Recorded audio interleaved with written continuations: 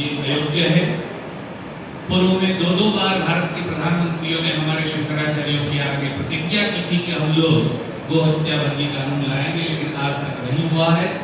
अब की बार ये किसी प्रॉमिस पर हम अटकने वाले नहीं है, कानून बनवाते रहेंगे।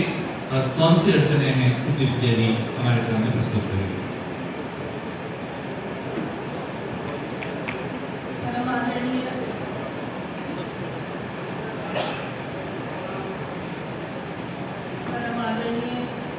पूजनीय शंकराचार्य जी के चरणों में कोटि कोटि नमन। सभा काल में उपस्थित सभी संतों के चरणों में मेरा प्रणाम। सभी बंधु बांधवों को प्रणाम और इस धरा को मेरा प्रणाम जो आज एक इतिहास की साक्षी बनने जा रही है। ये जो गौ संसद है और जो सांसद चुने गए हैं वो एक बहुत ही एक इतिहास जैसे रचने जैसी बात है। और मैंने सोचा नहीं था कि मैं यहाँ आकर ऐसा अनुभव पाऊंगी। अभी जो गौ माता को राष्ट्र माता घोषित करने की बात चल रही है, मेरा ऐसा मानना है कि गौ को हमने, जैसा कि गांधी जी ने बताया, कि हमने हमेशा पशु की श्रेणी में रख दिया उसको।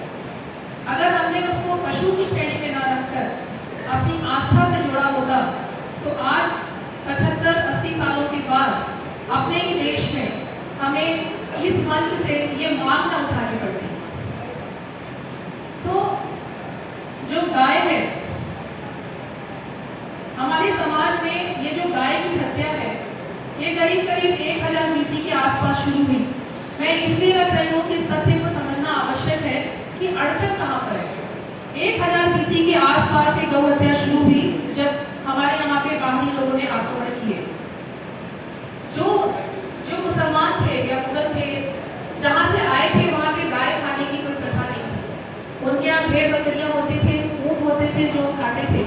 लेकिन यहाँ पर बकरीद के अवसर पर उन्होंने गाय की हत्या शुरू की। उसका उद्देश्य मेरे हिसाब से सिर्फ और सिर्फ हमें अपमानित करना था। उनका वो भोजन नहीं था।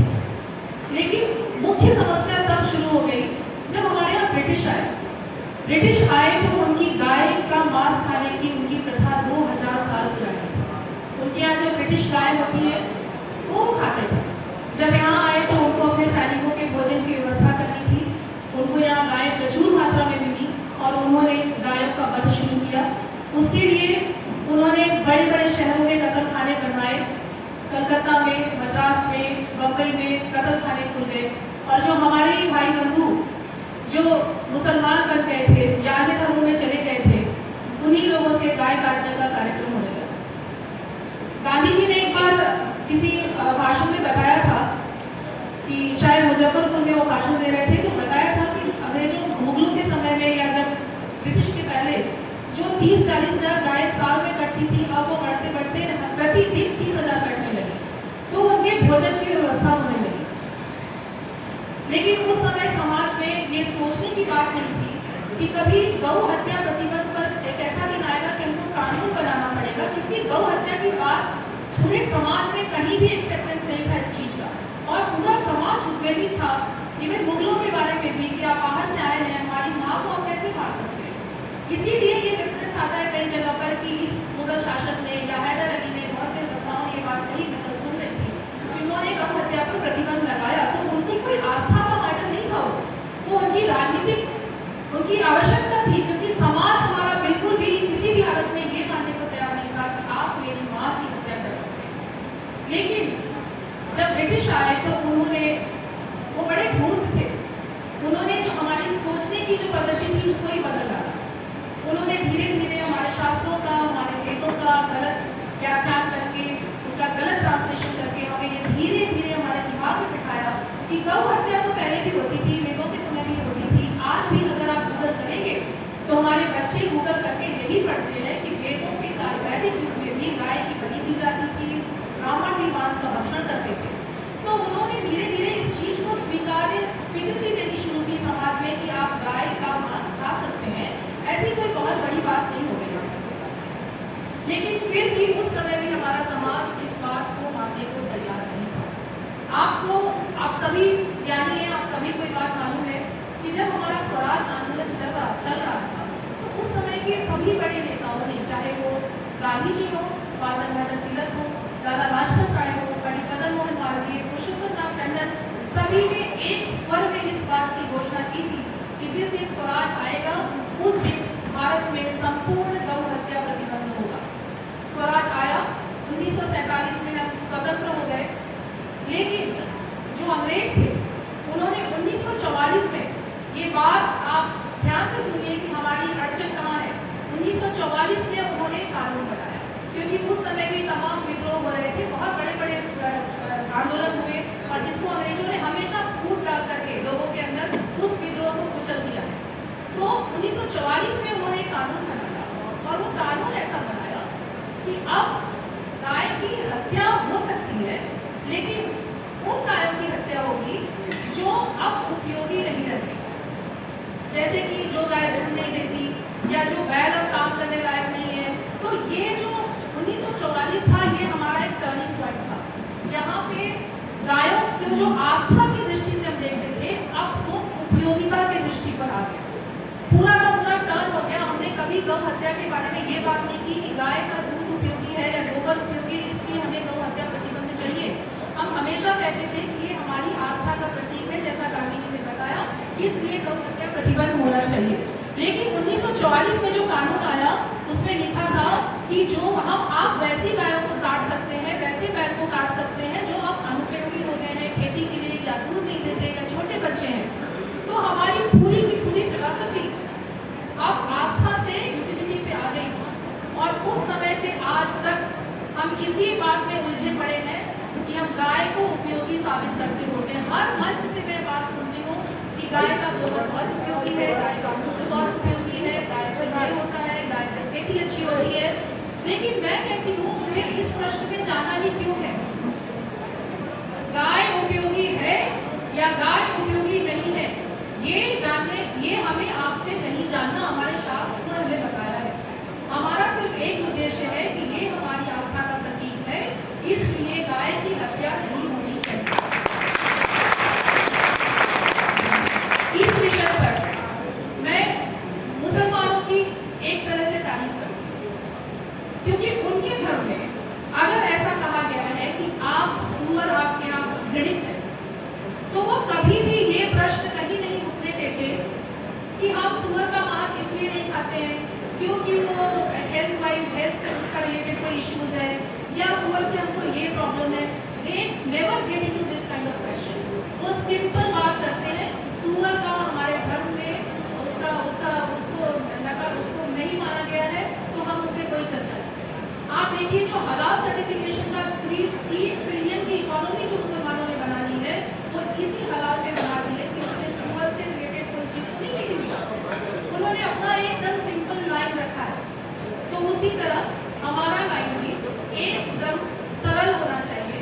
गाय हमारी आस्था का प्रतीक है। जो गाय बोलते हैं तो सिर्फ गाय नहीं, गौवंश, क्योंकि हम सिर्फ गाय की बात करेंगे तो गौवंश को उसमें धीरे से निकाल दिया जाएगा।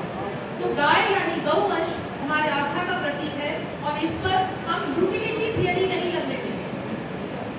अब आप देखिए उसके बाद क्या होगा। जो संविधान अपना, जब हमारा देश स्वतंत्र हो गया, तो एक दातार कमेटी बनाई गई। वो दातार कमेटी ने पूरा रिसर्च किया कि गाय को कैसे प्रोटेक्शन दिया जाए, किस तरह से गौ हत्या को पूरे भारत में, जैसा कि हमसे वचन दिया गया था, बंद किया जाए। उस दातार कमेटी ने पूरे सरल शब्दों में इस बात की व्याख्या की कि आप गौ हत्या पर प्रतिबंध तभी लगा सकते हैं जब इस विषय को आप फंडामेंटल राइट वाले चैप्टर में, जो पार्ट 3 है, उसमें डालिए और ये बताइए कि ये हमारी धार्मिक आस्था का विषय है, इसलिए उसको नहीं काटा जाना चाहिए, ना कि directive principles of state policy में। लेकिन जैसा कि आप सबको पता है, राजनीतिक कारणों से ये नहीं हुआ। उस समय जो कॉन्स्टिट्यूशनल डिबेट हुए थे, कॉन्स्टिट्यूशनल सभा में जो डिबेट हुए थे, उसमें भी सिर्फ हिंदुओं ने नहीं, कई मुसलमानों ने भी इस बात को रखा था कि अगर सभी हिंदू इस बात को मानते हैं कि गौ हत्या, संपूर्ण गौ हत्या होनी चाहिए, इस कारण से क्योंकि गाय हिंदुओं की आस्था का प्रतीक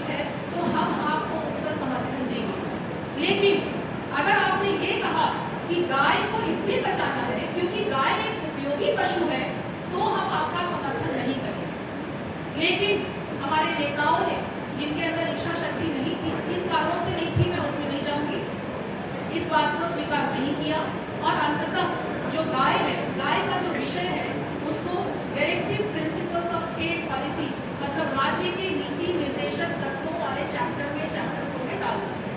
उससे क्या हुआ? नीति निर्देशक वो ऐसे तत्व है जो राज्य को दिशा देते हैं कि आप इस दिशा में अपना कानून बना सकते हैं।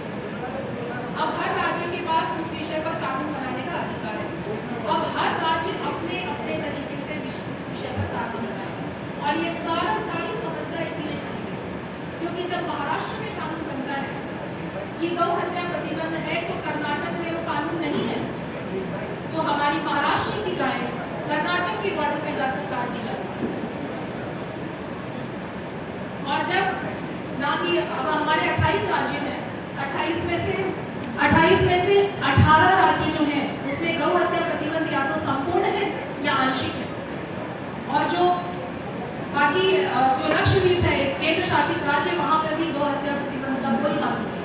तो आपने कानून बनाया महाराष्ट्र में और महाराष्ट्र की सारी गायें बॉर्डर क्रॉस करके कर्नाटक में जाएंगी, वहां पे मशरूम के दूसरे स्लॉटर हाउसेस खुल जाते हैं और वहां पे काट करके अब उसका मांस महाराष्ट्र में आएगा। जब महाराष्ट्र बॉम्बे हाई कोर्ट में ये मैटर चल रहा था गौ हत्या प्रतिबंध का, क्योंकि महाराष्ट्र में कानून आया और जस्टिस लाहौटी का एक जजमेंट है 2005 का, जो गुजरात में जब ये कानून बना था तो उन्होंने वो जजमेंट दिया था। तो उसमें वो जो जजमेंट है वो सिर्फ गुजरात के लिए एप्लीकेबल है, लेकिन उसमें ऑब्जर्वेशन में उन्होंने दिया था कि गाय और गौवंश बहुत उपयोगी है और बूढ़े हो जाने के बाद भी वो उपयोगी रहते हैं। लेकिन जब महाराष्ट्र में कानून आया तो जो इकोसिस्टम है उसने इसको चैलेंज किया और बोला, मुझे आर्ग्यूमेंट याद है कोर्ट में आर्ग्यू किया गया, आपको मैं बता रही हूँ कि आप समझ पाएंगे। माय लॉर्ड्स, केरल में गौ हत्या पर कोई प्रतिबंध नहीं। मेरी माँ ने अचार बनाया गाय मांस को, मुझे दिया और जब मैं बॉम्बे एयरपोर्ट पे उतरा तो मुझे अरेस्ट कर दिया। ये कौन सा कानून है देश का? ये तो बड़ा अनरीजनेबल है। मेरे देश में तो ये, मेरे राज्य में तो ये एक क्राइम नहीं है। तो कोर्ट ने बोला बात तो सही है, आपको भी सही लग रही है। सजेशन ऑफ बीफ का मैटर था जो पहले था कि अगर आप गौ मांस पकड़ा गया तो आपको के खिलाफ प्रोविजन है 10 साल का पनिशमेंट है, वो सेक्शन हटा दिया, स्ट्राइक डाउन। उसका नतीजा क्या? सारी कर्नाटक से कट के वापस महाराष्ट्र आ गई। तो ये जो अलग अलग स्टेट अपना कानून बना रहे हैं, ये हिंदुओं के साथ एक छल है और मैं मानती हूँ कि ऐसा कोई कानून हमारे देश में नहीं है। ये सिर्फ ये गौ हत्या प्रतिबंध कानून नहीं है, ये गौ हत्या स्थान प्रतिबंध कानून है। आप गाय को यहाँ नहीं काटेंगे, दूसरे राज्य में ले जाते। तो ये हमारी समस्या है और हमारा ये कहना है कि आप जब तक, जैसे नाताल कमेटी ने आपको रिकमेंडेशन दिया था, जैसा कॉन्स्टिट्यूशनल डिबेट हुआ था, you please go back to that और वहाँ जाइए, संविधान में संशोधन कीजिए और ये पूरा का पूरा जो विषय है इसको पार्ट 3 में रखिए और पूरे देश में एक कानून बने, तभी जाकर इस समस्या का समाधान हो सकता है। तो उस विषय में हमको प्रयास करना पड़ेगा। दूसरा जो ये यूटिलिटी थ्योरी, एक चीज और मैं समझाती हूँ। बिहार में भी ऐसा कानून बना था। जब बिहार में कानून बना गौ हत्या प्रतिबंध का, तो सारे लोग फिर कोर्ट चले गए।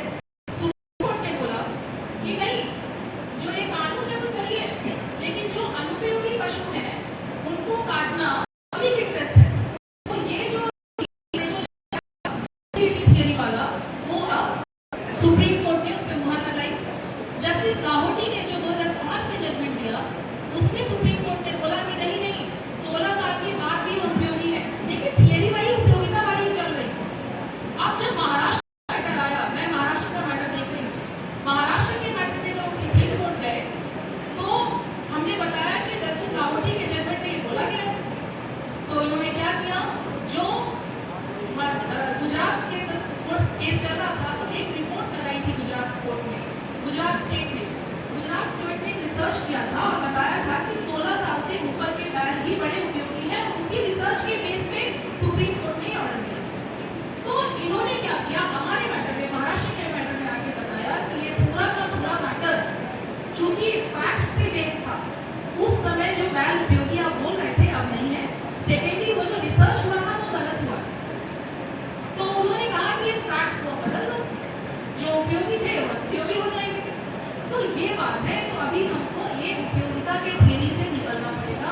मैं सबसे ही आग्रह करती हूँ कि जब भी कोई बात करे इस विषय पर कि गाय का गोबर उपयोगी है इसलिए बताना है, तो हमें ये बोलना चाहिए कि नहीं, वो हमारा विषय नहीं है। हमारा विषय है कि गाय हमारी धार्मिक आस्था का प्रतीक है, इसलिए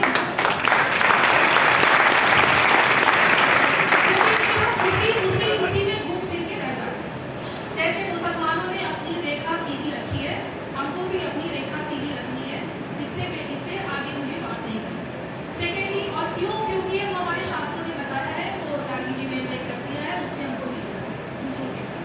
दूसरी बात, ये जो गोचर लड़ है, दूसरा जब डिफेंस हमारे लिए आता है, ये जो गाय कहेंगे कहाँ, मैं बोलती हूँ 2 लाख एकड़ जमीन है पूरे भारत में गायों के लिए।